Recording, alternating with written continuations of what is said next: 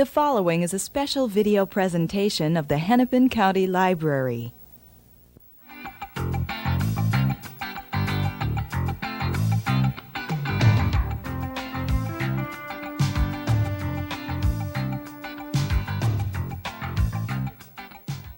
Hello, and welcome to a discussion with Diana Laskin Siegal.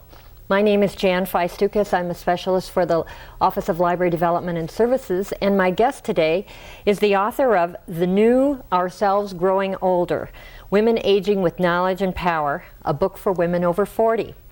This book is a 1994 update of the 1987 book, Ourselves Growing Older, which is in itself an outgrowth of the landmark series put out by the Boston Women's Health Book Collective, which began, I think, in the 1970s with Our Bodies, Ourselves. That's right. The first edition was actually a newsprint edition in about 1969 that grew out of a conference. And then in the early 70s was the first commercial edition published by Simon & Schuster. Right. I actually had a copy of that newsprint edition, and I just loved it back in 1970.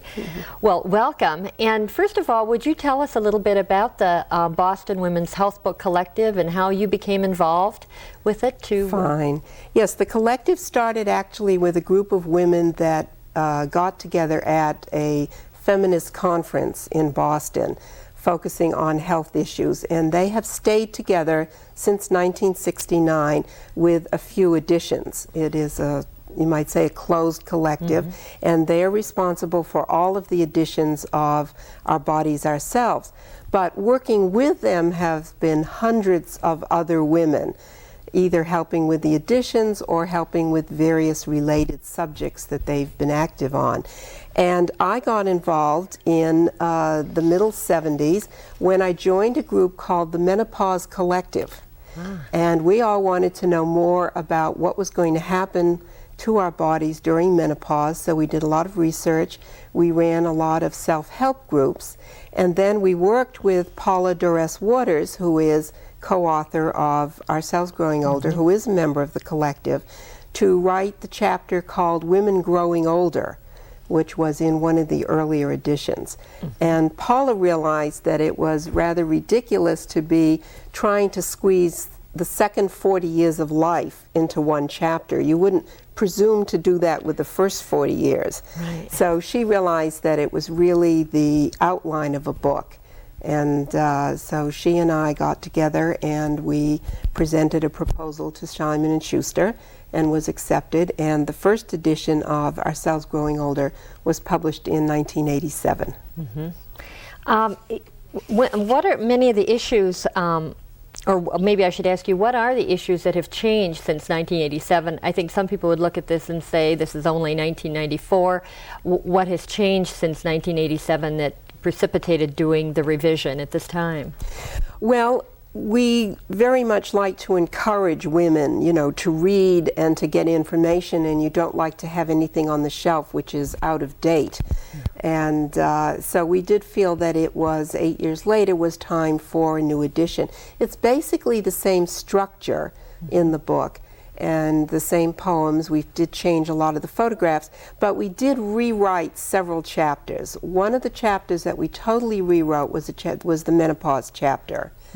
And we rewrote that partially because the baby boomers coming up now toward menopause are being confronted with so much ageism, so much fear of aging, that we really needed to tell them that they don't need to be so afraid. That while everybody is marketing everything they possibly can to the baby boomers, and while some of the products and the services are very worthwhile, there's a lot of them that have a lot of risks that people should know about. So we did title the chapter with the phrase that our mothers and grandmothers used to use, which was change of life, to help to indicate that this is a natural time of life. Menopause is not a disease. Aging is not a disease, and that there's much that we can understand about our own bodies and much that we can talk over with other women. So that was one major rewritten. Another article, another chapter that we totally rewrote was the whole chapter on problems in the medical care system. And we retitled it Women's Health and Reform of the Medical Care System, in keeping with a lot of the discussion that's going on now, both at the state and the federal level. And we were very worried about it in September and in October of 1993, when we had to hand the book in, the manuscript into the publisher, that it would be out of date before it was published in May of 1994. I wish it were out of date. Yeah. Unfortunately, there hasn't been that much that's happened yet.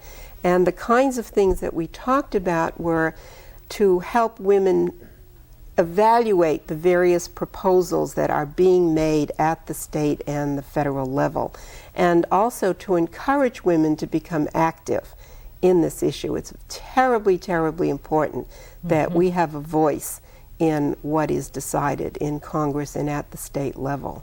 So those are two major rewrites. A lot of other things have changed. The good news, for example, that we write about is how women have become very active politically on things like breast cancer research. Women have understood that research and funding decisions are political decisions, and we need to be involved in it. And I think that's beginning to happen, which is very good. Another section that we added to the book is not such a happy section, and that is the increasing amount of AIDS among women. Women are the fastest growing group to be increasing in the incidence of AIDS, and women need to know that 1/3 of those who are getting sick with AIDS are women over the age of 40. So we have a lot of material in the book about AIDS. Very interesting. Getting back to the issue of the chapter that you said you updated on menopause, I know mainstream medicine seems to give the message about estrogen replacement therapy, and there seems to be conflicting medical information about that.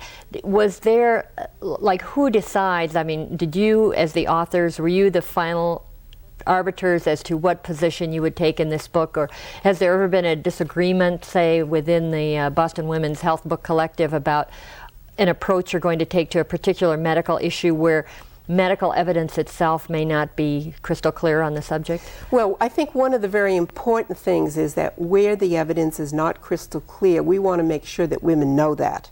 Because what happens so often is that when they come into the physician's office, the physician presents it as if it is crystal clear. So that's the first thing, is to understand really what the issues are. We don't take a definite stand because we believe that this decision is something that each woman needs to make as an individual and needs to carefully weigh out what is presented as the risks and benefits to all parts of our system on this issue. Now, what we do caution women against is the practice of some physicians to automatically write prescriptions for estrogen and progestin to every woman who walks into their office, whether it's needed or not needed, whether it's desirable or not desirable. So we want women to be informed, to ask questions, to understand that the evidence is not in, that if they choose to take hormones, that they are part of mostly an unplanned research project. Occasionally they may choose to be part of a regularly set up actual research project. But the giving out of these hormones to just masses of women, we're not going to know for many years what the real results are. And the history leads us to be skeptical. If you look back in history, the first birth control pills had extremely high doses of hormones that caused a lot of problems. There are many women who were given DES, diethylstilbestrol. They were told that it would prevent miscarriages and wasn't harmful. It turned out that it did not prevent miscarriages and it was harmful to the mothers and to the children and now to the next generation. So we think that there needs to be some skepticism about things that have so many and so crucial effects in our body, and we just need to learn. And women often say to me, but it's so confusing. Well, it is confusing, but it's just as confusing to the physician who has the same information that we have access to. And what you really need is to work with someone to think it through. The other interesting thing is that when you look at the need to have strong bones, the need for good cardiovascular health, the other kinds of things for which the hormones are touted, you cannot live an unhealthy lifestyle. You cannot mistreat your body and think that there is a magic pill that's going to make you all better. That's one thing to know. And if you do have good nutrition and you do exercise and stay fit and you don't smoke and you don't drink too much and so forth and so on, then the question is, does the estrogen do you that much more good or does it do you that much more harm? These are the kinds of questions you have to ask. And we don't know the we answers. don't know yet. We don't know the answer. That's, I think, the things. We know pieces of answers, but we don't have the whole thing. The other issue that has been in the news a lot in the last 3 or 4 years has been the whole breast implant issue with the lawsuits. And I looked in here expecting you to come down really hard and there'd be almost a chapter about it, and there wasn't. And I'm wondering if you thought about that or thought it really wasn't an issue for women over 40, or to talk about why, talk about the issue and its ramifications for women's health. And I think the statement in here is, it's like a paragraph or a sentence or something about it's just not necessary. Well, there's two real things about implants. Implants have been used for women healthy women who wanted larger breasts. And I would hope that in the chapter that we have about body image, that would help women think through that issue enough, again, to make an informed decision as to whether they wanted to subject their bodies to that kind of danger or not. What is this thing in this country that you're supposed to have huge breasts? We're all different. We're all shaped differently, and we're all fine. Right. The other issue had to do with reconstructive surgery after a woman has had a breast removed. And the amount of surgery has been drastically reduced. In spite of what came out in the month of April 1994 about some of the research on breast cancer, lumpectomy and radiation does prove to be just as effective as mastectomy. So when you have fewer mastectomies performed, and unfortunately in many parts of the country they are still doing more mastectomies than are necessary. They are necessary in certain situations, but not in others. So if you have fewer mastectomies, you have less of an issue of reconstruction. Anytime you put any foreign body into your own body, any foreign substance into your own body, you can expect that some people are going to have reactions. And the unfortunate thing is that you never know which group you're going to be in. Are you going to be in the group that's going to have a negative reaction, or is it going to be okay in your body? There had been so much discussion about it and so much publicity about it that we chose to add to the breast cancer chapter instead much more material about the current research, the kind of research that we're questioning, such as the tamoxifen trials for healthy young women. We have really serious questions about the efficacy of those trials. Tamoxifen is fine as a treatment for postmenopausal women who have breast cancer, but to give it to healthy young women is questionable. And instead, what we urge is that women organize on the issue of having research that really looks at the causes of breast cancer. Nobody is doing that adequately. They're not getting adequate funding for looking at the possible chemical and possible environmental causes, radiation, pesticides, things of that sort, which may be what's causing breast cancer. What are the agencies, where would a layperson who reads this and feels strongly about this, who would they encourage to do this research? What is it? What arm of the federal government, or just generally more money for research, or well, part of the way that people can have a voice is, first of all, to contact personally their own congressional delegation, their congressmen and senators. That's a way of getting an individual voice across. But that is only one individual step. The other thing is the way in which women are organizing. And in many states, women have organized breast cancer coalitions to look at both the issues at the state level in terms of cancer registry or research, or looking at pollution by industries within their own states, things of that sort, but also that there are national organizations like the National Women's Health Network, like the National Breast Cancer Coalition, that you can join and multiply your voice with other women. And I presume those, you have a wonderful resource list at the end of agencies and groups that advocate and have information on various things. I presume these groups are Yes, we're very listed proud of the resource section, because there is no one book that can satisfy all your needs. Ours is, well, you know, we're talking to library people, right? Right. Get those books off the shelves and out into the hands of the public. So we did list for every chapter books, newsletters, organizations, ways of continuing on to find more about any particular subject that you're interested in. And I was very interested. I find your bibliographies marvelous. I thought they were absolutely excellent. The thing that I was surprised about was in this edition, over the old edition, in the old edition you had them at the end of each chapter, the lists of books, and in this one they're all at the end. Was that some sort of conscious decision to do that? I think that in the new, our bodies ourselves got so big that they put the resources at the end of each chapter.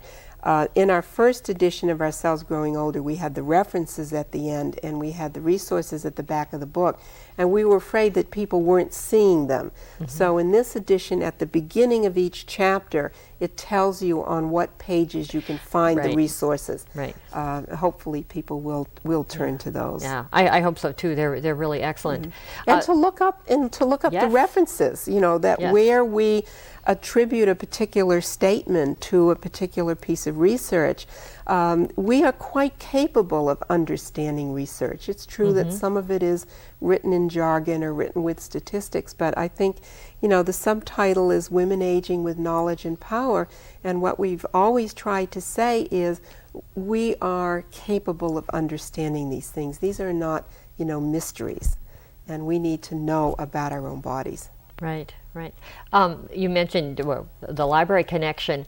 I know that Our Bodies Ourselves has been controversial in some places. People have, in fact, tried to censor it. Did you have any problems or hear any problems with Ourselves Growing Older in that regard? And if so... Not that I know of, in spite of the fact that we've got a wonderful chapter on sexuality with some, I think, wonderful drawings in it, and photographs in it.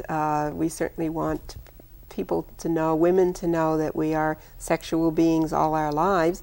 We have choices about how we express that sexuality, but we have choices. But as far as I know, we have not heard anything. Nothing's been reported back to us as having any difficulty. Well, I'm pleased to hear that.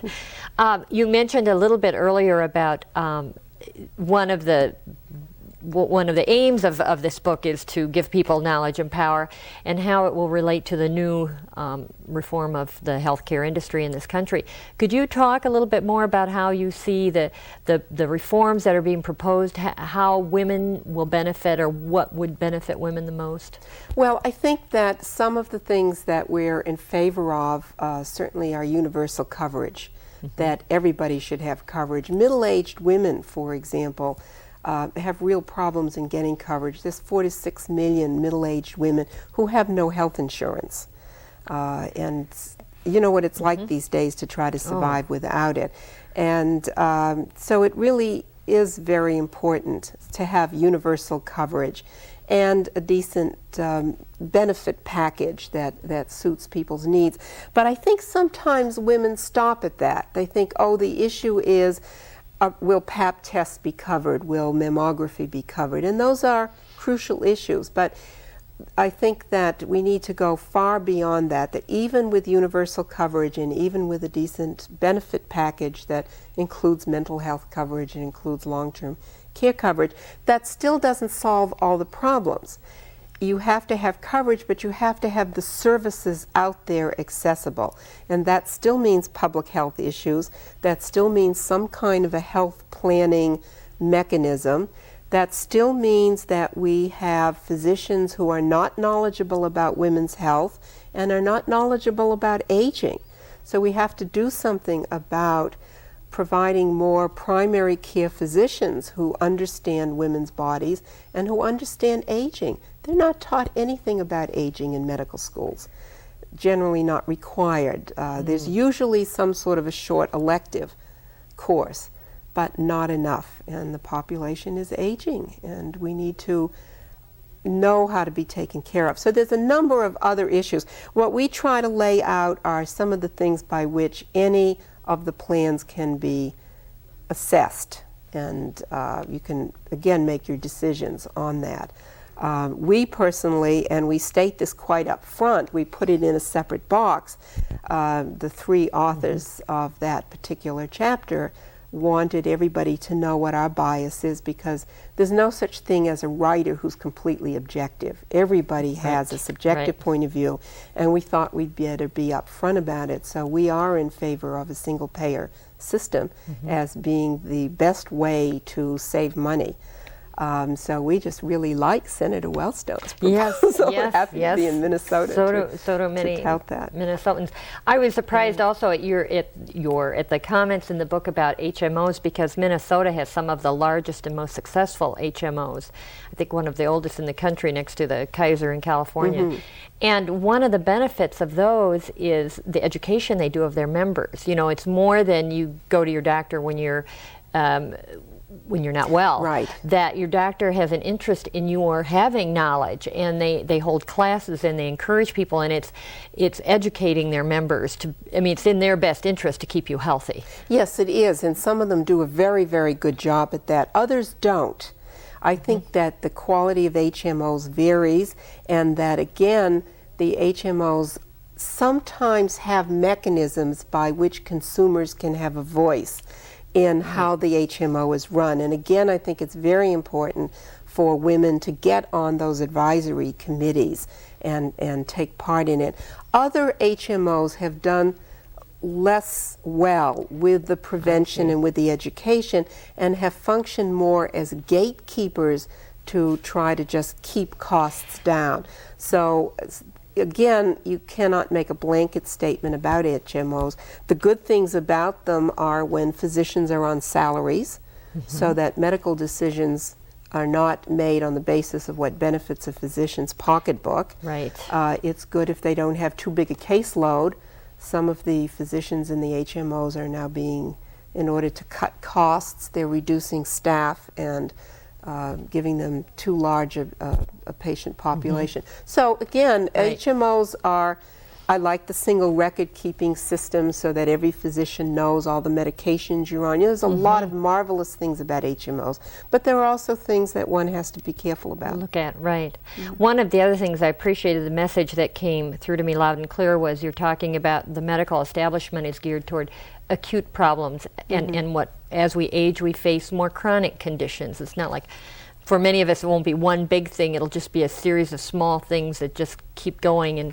And do you see any hope for the medical or the healthcare establishment coming around to coping better with that in terms of home health care, or how people will deal with chronic illnesses? Well, I think that is a real problem, that as we get older, lots of times there's no magic cure for what we have wrong, and we need to learn how to manage these things. And as we said, our medical system is great at scooping you up off the highway and, you know, doing the real trauma stuff, but not so good on some of the chronic care. I think one of the things that you have to do as a woman getting older is to take some responsibility to learn about these things yourself. And unfortunately, what you have to do is educate your physician. If your physician and nurse are not already knowledgeable about these areas, you know, bring them the books, bring them the articles, ask the question, tell them what you want, and you really have to work at it. And I think we need to understand that for some of the things that are likely to be problems as we age, there isn't a magic cure. So that sometimes physicians respond to our desire to have a pill And there isn't always Always. the magic No. cure for it. Well, that I think is a nice closing. It's been delightful having you here, and I wish you success with this new edition of your book, Ourselves Growing Older. And thank you for being with us. Thank you, Jan. I've enjoyed it very much.